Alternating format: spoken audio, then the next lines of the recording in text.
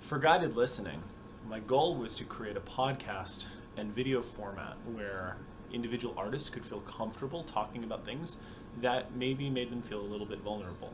The goal here is to make the art that high-level trombonists make understandable to all the rest of us.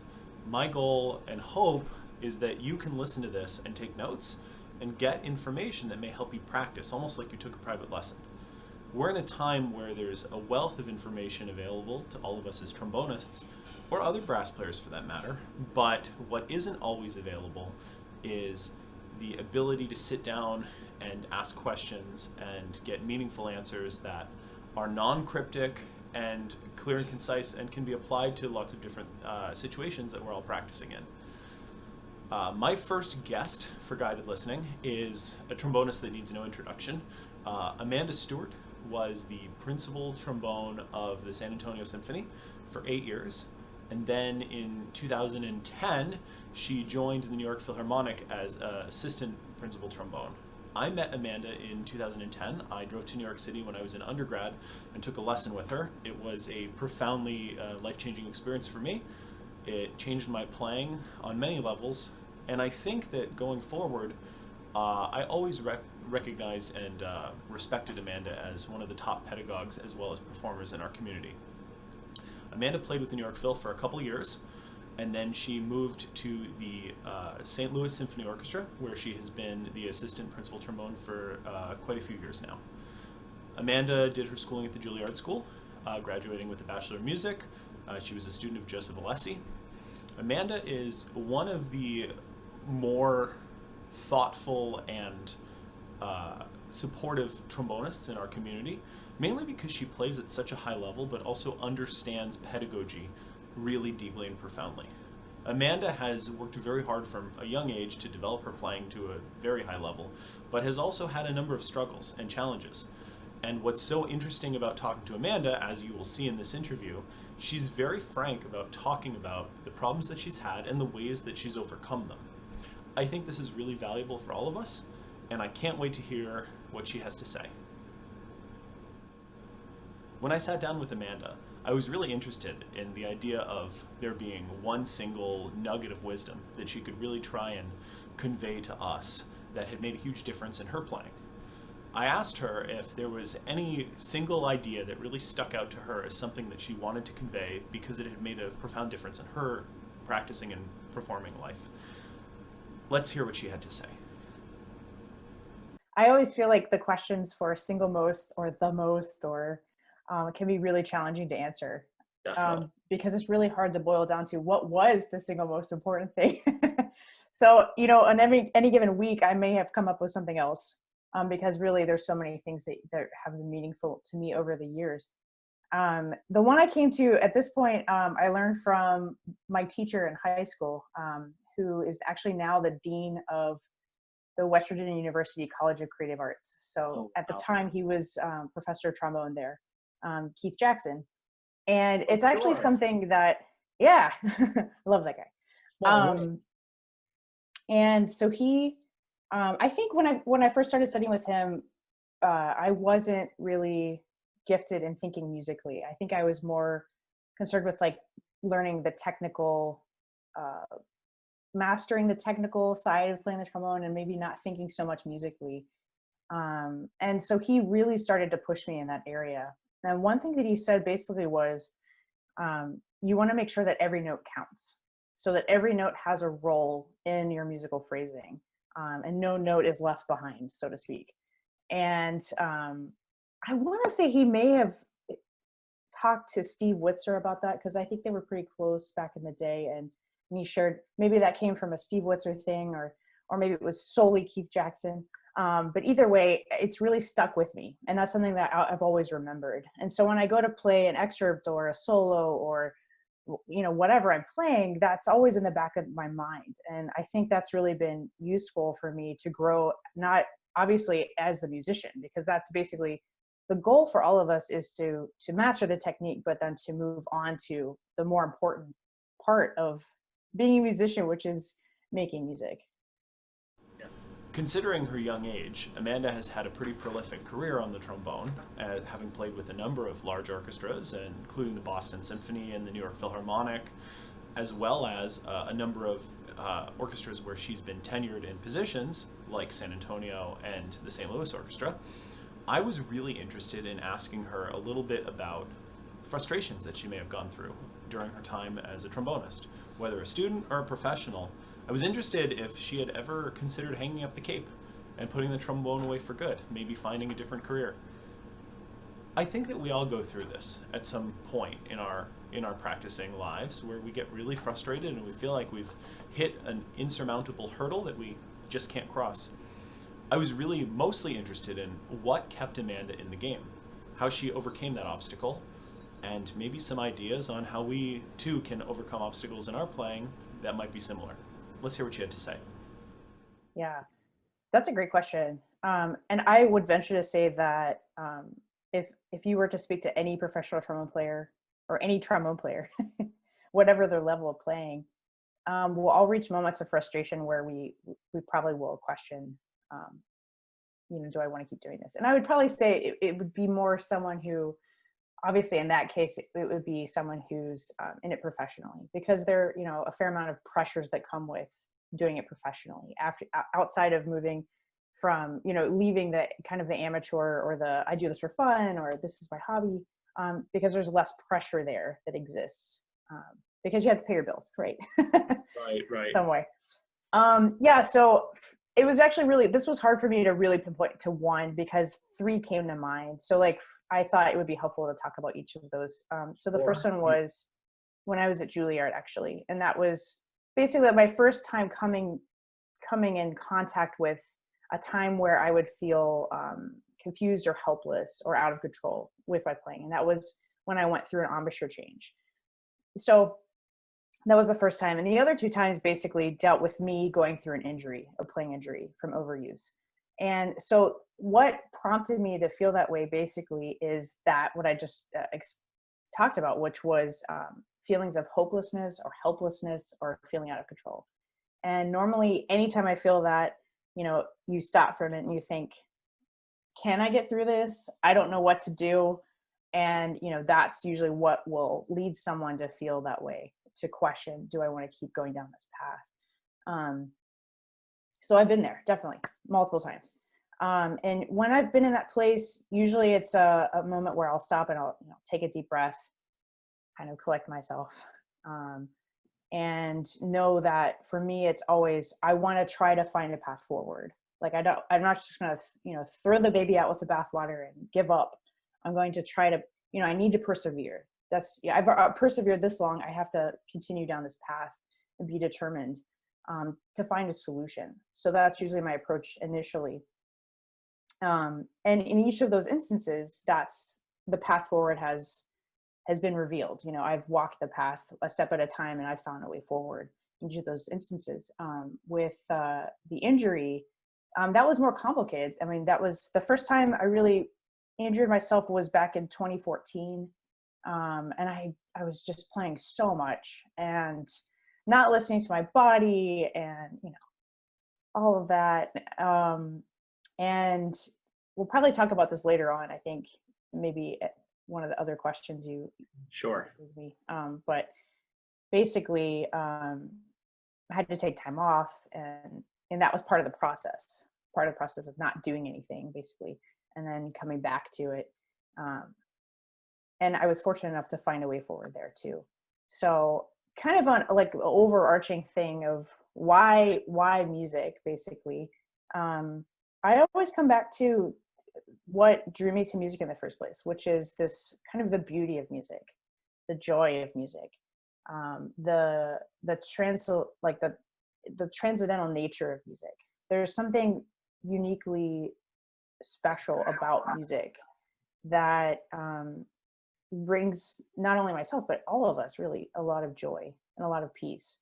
So for me, it was reminding myself of the joy of getting to be part of that creative process of bringing music basically to life, and I get to enjoy it, but then I get to share it with other people. So that's been part of what's kept me going. Obviously the support of family, friends, prayer, when you get desperate like that, you just, I'm not Catholic, but I was like, Hail Mary, You find what you need for sure. Yeah. Yeah. You want to get through this. Yeah, it's so cool that I'm going to jump in. It's so cool that you draw upon that, because I always think a lot about these ideas of deep solutions for really difficult times, whether they be musical, technical, or artistic. And I've had a lot of players, at my level or at your level, talk to people about, the solution has to be musical, or the solution must be technical. And I think I've always wondered if the strength actually comes from the dynamicism between being able to use different solutions. And I think it's so interesting that you found different inspirations in different points and in different from different means to be able to get there. Right, totally. I think that's great. That's a really great analysis of that. The strength of finding solutions in really any front, wherever you could find it, you want to draw on it, basically, whatever avenue you find it in. And then so often they play off of each other, and you could create your own solution. Yeah. So another question that has popped up a couple times in the last few weeks as I've looked for questions is this idea of self-doubt and imposter syndrome. And I'm sure that when you were a student or even a young professional, younger than you are now, that is, you probably had moments where you had a lot of imposter syndrome or self-doubt, like the rest of us. You probably also remember that it's difficult for players who have not won large jobs to imagine that players that sit in those large jobs feel these feelings as well. I thought that it might be really interesting if we could talk about solutions that you may have come up with for dealing with self-doubt and imposter syndrome, particularly when playing with orchestras such as the New York Philharmonic, where there's no room for error in the way that you perform at that level.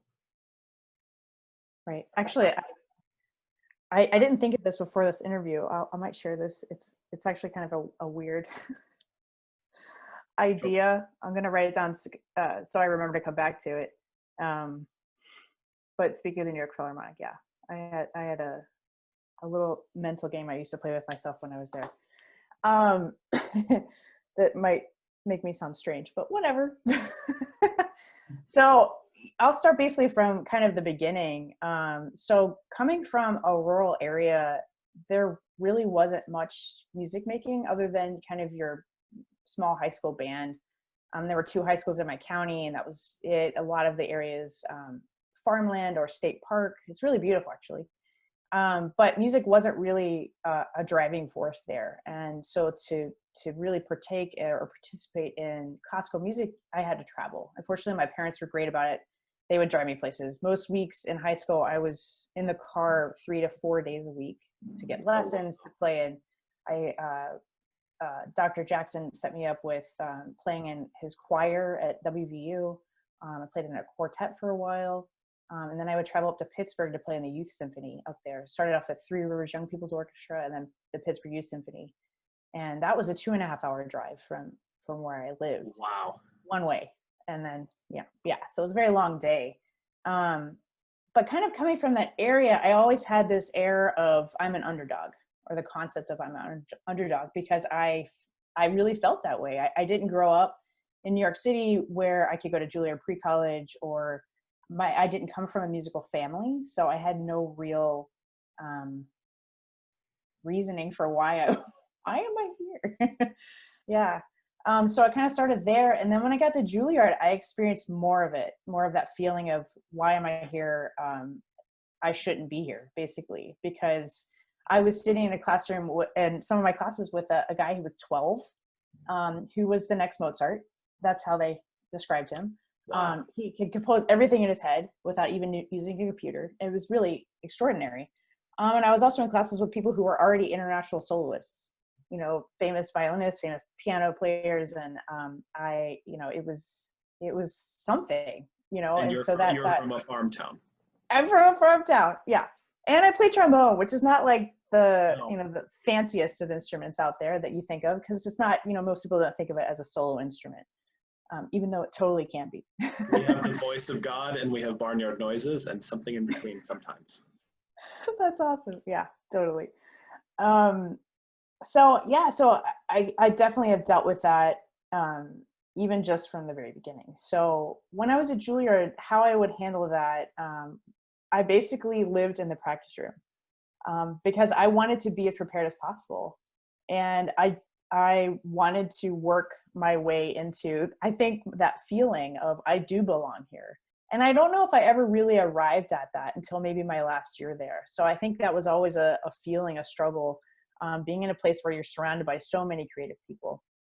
But I did my best at that time to really learn as much as possible, be a sponge, try to glean as much as I could from not only my teachers there, but also from my colleagues. I would call them colleagues now. They were my classmates then, I guess.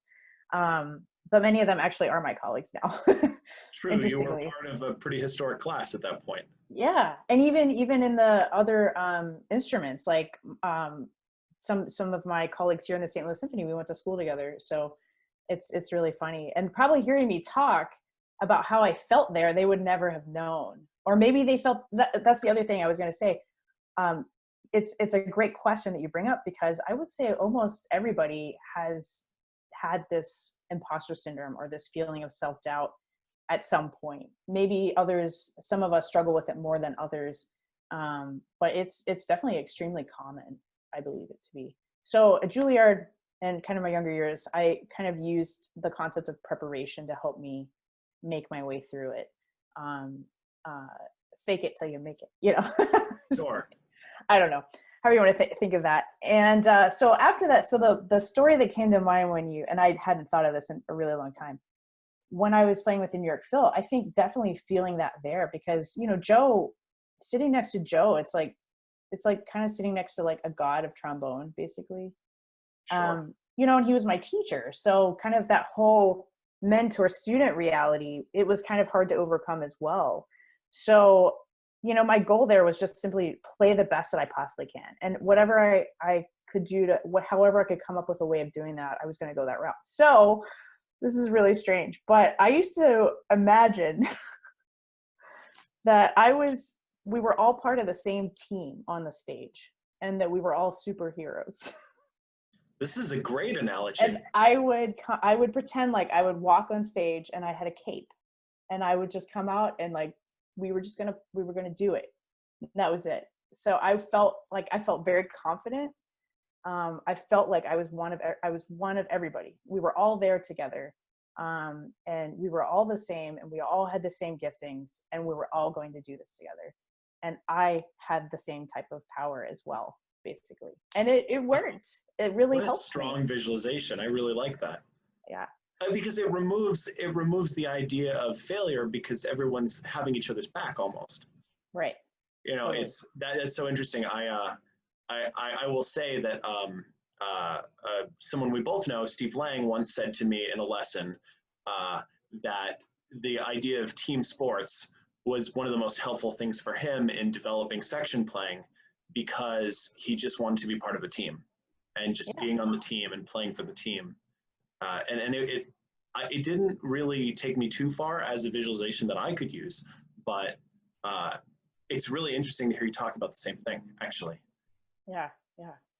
That's really great. Yeah, I like that analogy a lot. I mean, it's the same mentality, really, minus like the cool superhero powers. Right, which is critical, obviously, for obvious reasons. That's important. Yeah, I mean, I'm a sucker for like any kind of superhero movie, like Spider-Man, Batman, whatever. So I just, you know, draw on quality films for dealing with high pressure situations. Yes, there's not an audition that being Batman wouldn't be helpful in. I'm sure of that. Totally. Yeah, you did your undergrad at Juilliard.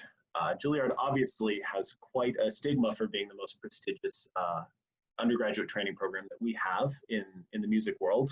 And it's incredibly competitive.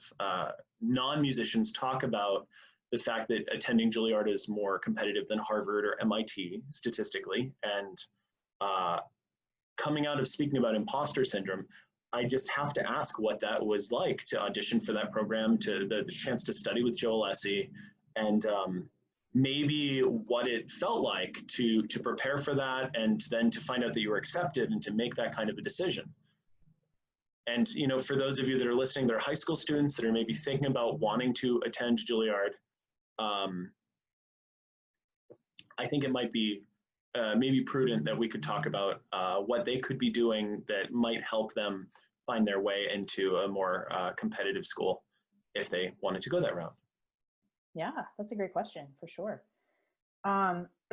So maybe I'll start with maybe like the legwork of getting into taking the auditions. I'll kind of start there. And then we could always work back towards, you know, like kind of middle school and then up till you reach your senior year. We could go that route too. But I'll basically start kind of thinking like senior year. So for me, the reason I feel like I was successful at my auditions was because of my teacher, kind of going back to Keith Jackson. He was an amazing teacher, and he went out of his way to make sure I was prepared for just going into the field in general. So I said earlier, you know, he made sure that I was playing in a trombone choir, trombone quartet. He introduced me to playing in sections. So I learned so much from him because he pushed the envelope for me to make sure I was really prepared.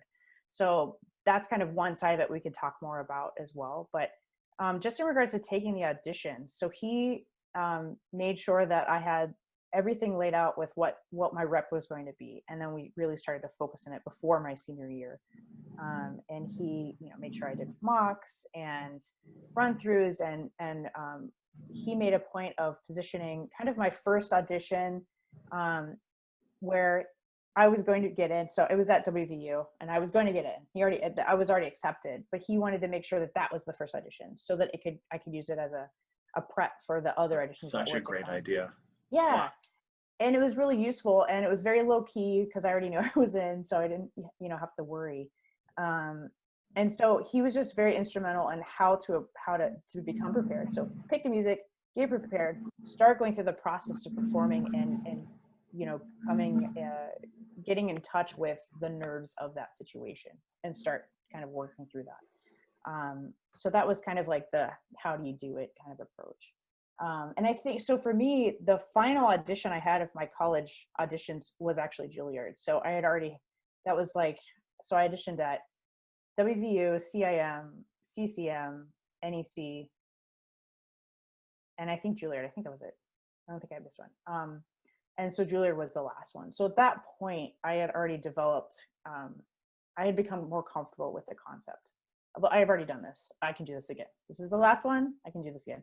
And for me, my dream school was Juilliard. And that's partly because, so growing up in the middle of nowhere, basically, my only experience with hearing professional players outside of my teacher, and maybe going to Pittsburgh on occasion, was recordings. So the first recording I got was actually a random recording of a German trombone quartet. That was my very first trombone CD. And I got it down when I was in Allstate in somewhere near DC, basically, and like a mall down there, which is like a 3-hour drive from where I lived in Western Maryland. And then my next CD, my next CD was a Christian Lindbergh CD. And then my next CD was a Joe Alessi CD. And for me, that was like revolutionary because I was really drawn to his sound concept more so than Christian Lindbergh. I just thought, what is this? You know, I have to sound like that. And I just loved it. So, so much so that I would wake up in high school, like in the morning before I would go to school, and I would listen to Joe Alessi. Like, this is what I want to sound like. This is the sound I want. And so for me, being able to study with him, that was my dream because I wanted to study with the guy who had this sound, basically, who played this well, who you know, that's what I wanted. And so along the way, Keith also made sure that I was going to take lessons with the teachers at those schools.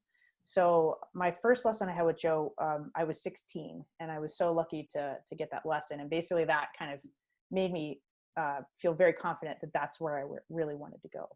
Right.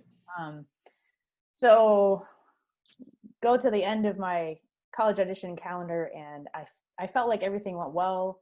And it was in March at some point where I got a call and I got in. I literally remember jumping up and down for probably 30 minutes. Like I was just thrilled.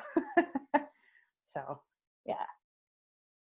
I may have forgotten something because Because I No, went on a lot of that's tangents there. that's a really that's really great, and there's so much to dissect in there that's really valuable. You know, the idea that you should take a lesson if you have the time and the money to take a lesson with every teacher that you're going to possibly study with for 4 years and entrust your career to, because you know there are a lot of great players out there and that are also great teachers, but not every teaching style works for everybody as well, and Right. it's important to find that match. You know, if there's someone that you maybe don't think that you would mesh as well with personality wise, even though you like their pedagogy, it's important to have that lesson to really determine if that's going to be a good fit for you. Right. I think for me, when I was applying to graduate school, the fact that I took 2 lessons separated by 3 months with every professor that I might have studied with was probably the best decision. It really determined where I was going to end up going to study. In fact, you know, being Right. able to know who could measure my growth and really take me in the direction that I wanted to sound. But yeah, that sound concept is so true too. I remember getting the New York Legends CD when I was 10 or 11 and hearing Alessi play Oasis and just thinking to myself, how can you do that? How can you play so fast, so clean with so much core of sound? And I just, yeah, it was like nothing I'd heard before, for sure. Right. I listened to that CD until it stopped playing. Yeah, actually, it's funny. I used to listen to the Oasis Sonata a lot. That was like one of my go-to tracks. Yeah, but Really it's just funny. different. It's something that's so different than what we had maybe been exposed to before. Right. So that's super interesting. Now, if you were a high school, if you were teaching a high school student that came into you tomorrow and said, I'd like to attend Juilliard in 3 years, I'm ready to dedicate my life to it, what do I need to do?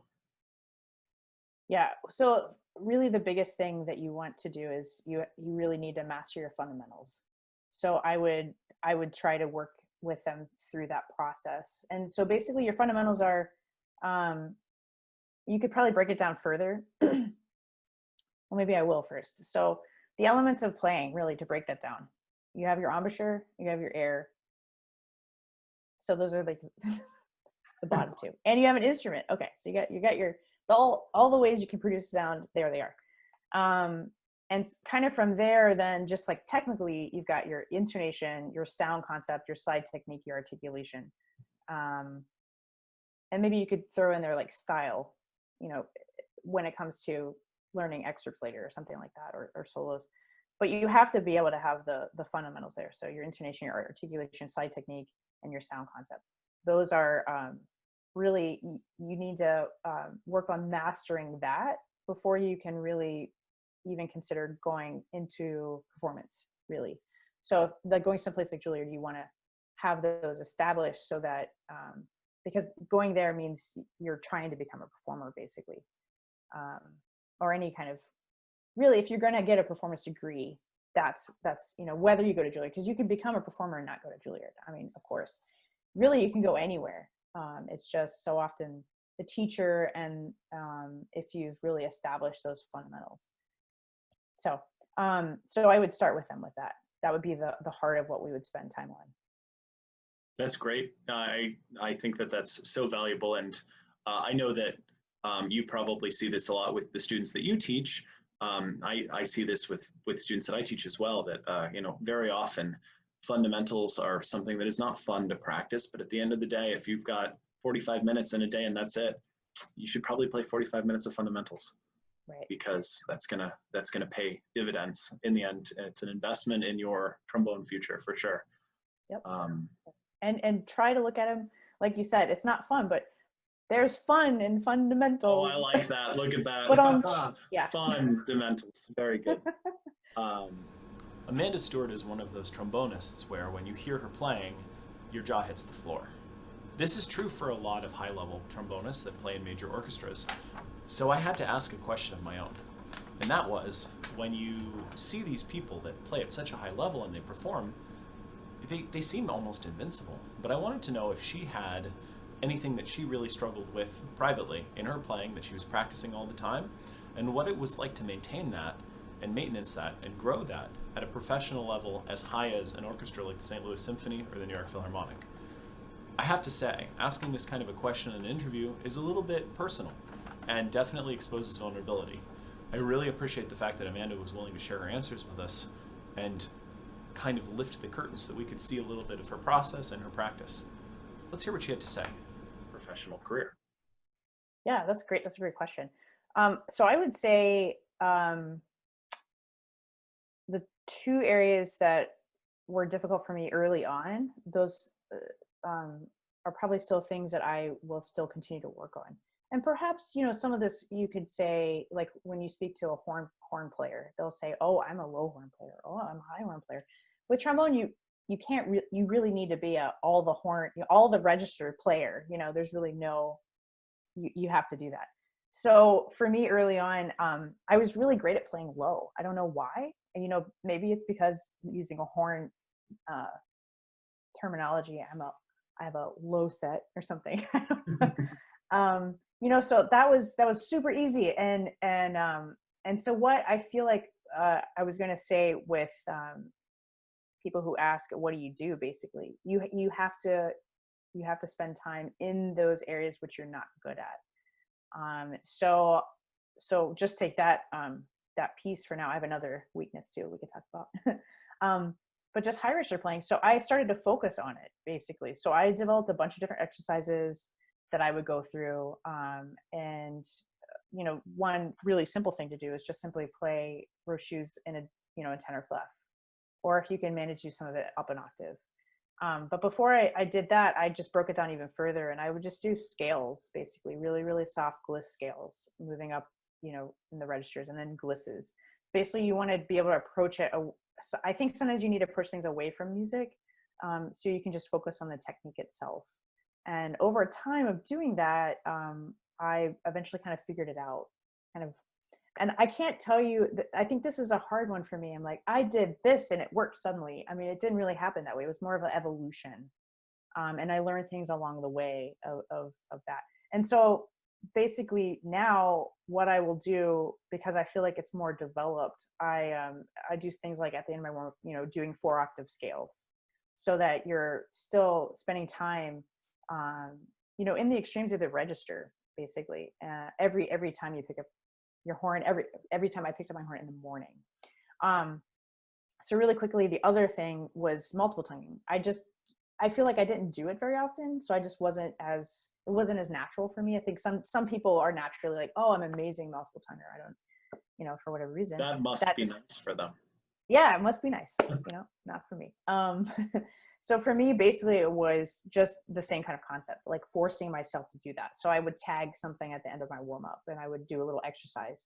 So a lot of it for me was just putting it into everyday practice, or you could think of it even every other day practice, so that you actually have to focus on your weaknesses. And I think part of the reason it's difficult to do that is because, especially if you're in college, or you have to practice around other people, it's because we don't want people to hear us sound bad, right? Yeah. But that's, you just have to kind of accept that, you know, I can't do this well yet, but I have to practice it to sound better. And if someone walks by my practice room and they're like, ugh, that person doesn't sound, Amanda doesn't sound good, she can't do that. You know, 3 months from now, they're going to walk by my practice room after I spent 3 months working on it and be like, oh, that sounds pretty good. But it will all be, you know, in my head. Like if I need to get past that self-talk of everyone thinks I sound horrible. And even if they do, I have to work on it to get past it. So it's just embracing the discomfort, embracing the weakness, and then working through it. There's a quote that I always think of from Yo-Yo Ma that's, no one is born knowing all their scales. And at the end of the day, if you have a great multiple tongue, that's wonderful. You probably had to work on it. And if you didn't, that's really wonderful. But not everybody's like that. Right. That's great. Yeah, no one is born knowing all their scales. I like that. I have to remind myself that, you know, we all have things that we struggle with, and it's almost empowering that the great equalizer is the time and the work.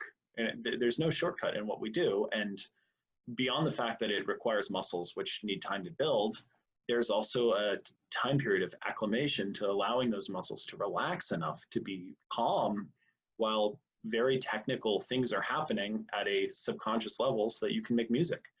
A lot of people are really interested in knowing about your daily routine. And I think what they mean by that is a little bit of how much time are you warming up? What is a typical technique session in a day look like? And how do you structure your practice? Yeah, that's a good question. So I think my warm up is probably a little hard for me to define at like which point I'm warmed up. I would say I'm probably warmed up after, like 20, 25 minutes of playing. But if I, have time, I'm probably going to be in my first session for 45 to 50 minutes. And it's all fundamentals basically. So I start off with breathing, because so as someone who's only 5'4", basically, I have to always be in tune with my breathing, more so than someone who's 6'5", basically, because there's less room for error for me, right? I don't really think about it, I'll be honest.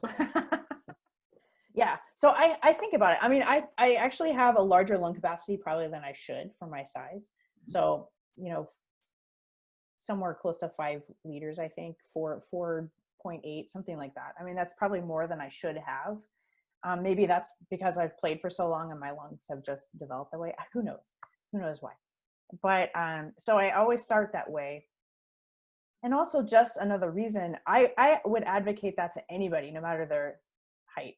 If you're 6'5", I really think you should think about that, because that is the heart of what we do. Without air, I mean, we're not alive, right?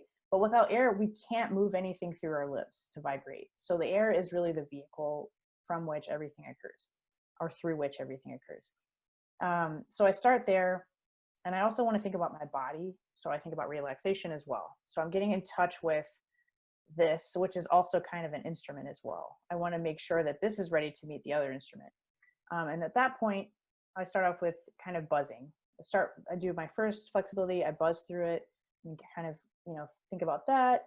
And then I go into flexibilities, slow flexibilities. So I just think about relaxing. I'm not forcing anything. Like the first notes of the day, I never expect to sound good. You're waking up. It's like getting out of bed in the morning. Sometimes we wake up, we're stiff, we're sore, from whatever we did yesterday, just our bodies. It's the same with our instrument, especially if you've been doing a lot of playing, your face actually might be stiff and sore as well.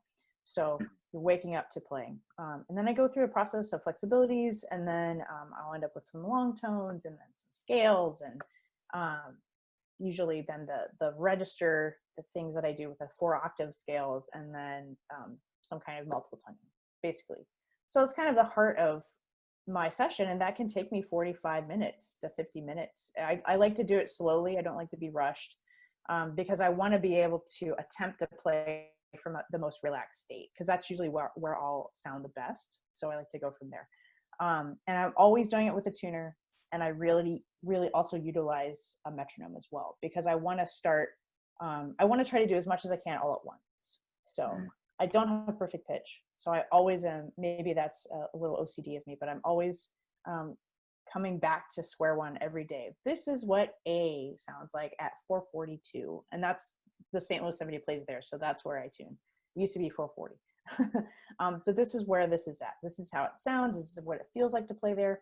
And so I'm always touching base with all of those areas. So the fundamentals that I outlined earlier, your intonation, your sound, your articulation, and your slide technique. That's what I'm thinking about at that time. And really I feel like that's immensely important for really anybody. It also gives you the ability to check in every day on how you are progressing in those areas as well. So as a student, I did warm ups like this as a student. Maybe I was around like 40 minutes back then. But at Juilliard, I've been doing this since I was at Juilliard, basically. And I've changed them over the years, and I've added different flexibilities. I've changed the order of things, and but really, I think that type of maintenance, you could say, or so the warm up is one thing, but if you can, spend time where you also do some kind of maintenance routine as well, that can be really useful, especially if you get busy. Like if I get busy and I need that, and then I teach all day or something like that. Mm-hmm. That's really helpful to really stay established in your fundamental routine and fundamental concepts. And then I think as long as you have that base set, it's really hard to deviate away and kind of develop bad habits, because you're always checking in every day with that kind of fundamental thing.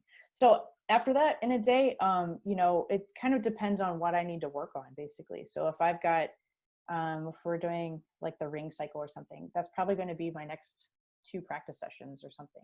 I'm going to be devoting what I need to work on. And if I don't have anything coming up, I kind of get to pick what I want to work on. So it could be a solo. It's really whatever I want to work on, a different etude book. You kind of mix it up after a while, after you've done a lot of them. Sometimes, I'll go back, and I was looking at my Arbenz book, and, I have dates in my Arbenz book back to 2000, or my, actually my Blazevich book. I love my Blazevich book. Actually, I have one of these old copies that you can't buy right now. This old one. Oh yeah, yeah. I love this book, but I've got notations in here from, what was the earliest? I saw this the other day when I was teaching. It was like 1998, 1997, something like that. So Wow. I mean, this is old, and it's still together somehow. Still bound. Yeah. But yeah, so I mean, I still play out of these old books, and I think it's that in some ways that is kind of like a maintenance thing too. After a while, you kind of like, this is what I do, and I use these to kind of play. I feel like they lend themselves well to orchestral playing. You can approach them like you would an excerpt, so it's like another way of doing that without playing an excerpt. Oh, that's great. Yeah, I like that. Very cool.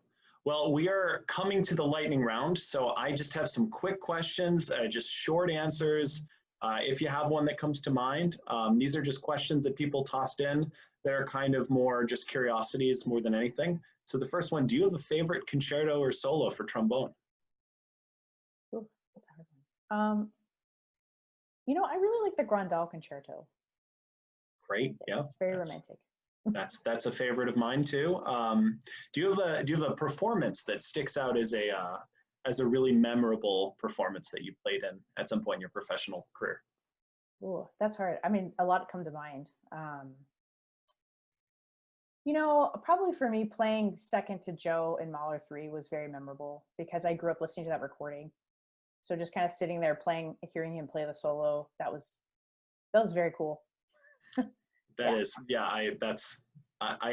actually drove down and saw that concert in New York when I was in undergrad, and I remember that concert being unbelievable. Yeah, that was 2011 or 10. That was 10, I think. Yeah. Wow. It was awesome. That was great. There were a couple of great concerts. I think you guys might have done Bruckner 7 or 8 that same year, and I went down for that one as well. Yeah. That was also pretty cool. Yeah. Do you have a favorite film or movie? That's tough.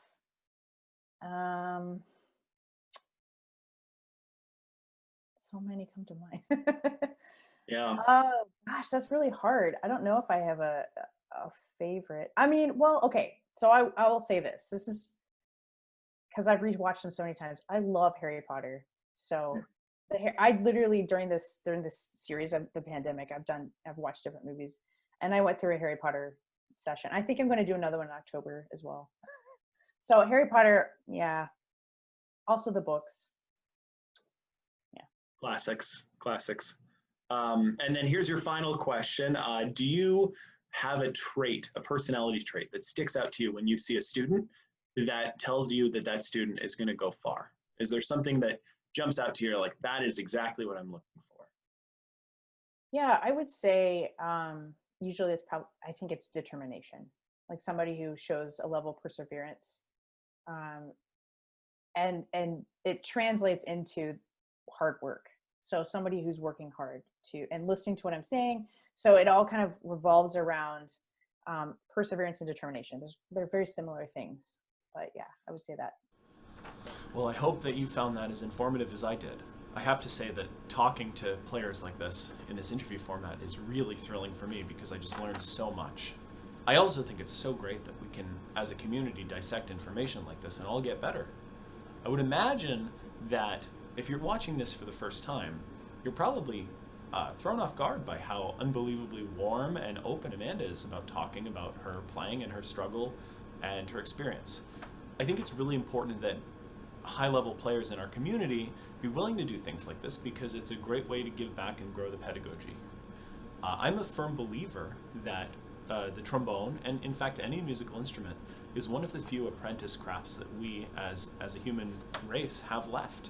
The idea of an apprentice craft is that a lot of the living knowledge of how to do something is held within the people. And you can only learn so much from reading a book about how to be a trombonist. You really have to study one-on-one in an apprentice format. This is how skills and trades used to be taught, and few still are today. It's really important that if you're a very high-level trombonist, or if you're a student, you be willing to teach and you be willing to give back, because that's how we as a community keep our art form alive going forward. I have to say thank you so much to Amanda Stewart for giving her time. Amanda does teach lessons online, and you can find her and her rate to book a lesson at www.amandatrombone.com. I hope that this has been super helpful, and if you're interested, definitely give me a follow on Instagram. That's instagram.com/tromboneguide, or pick us up on Patreon. That's patreon.com/tromboneguide. We're always looking for people to help with sponsorship, and I can't wait to bring you the next one of these guided listening interviews in a couple weeks. Until then, happy practicing.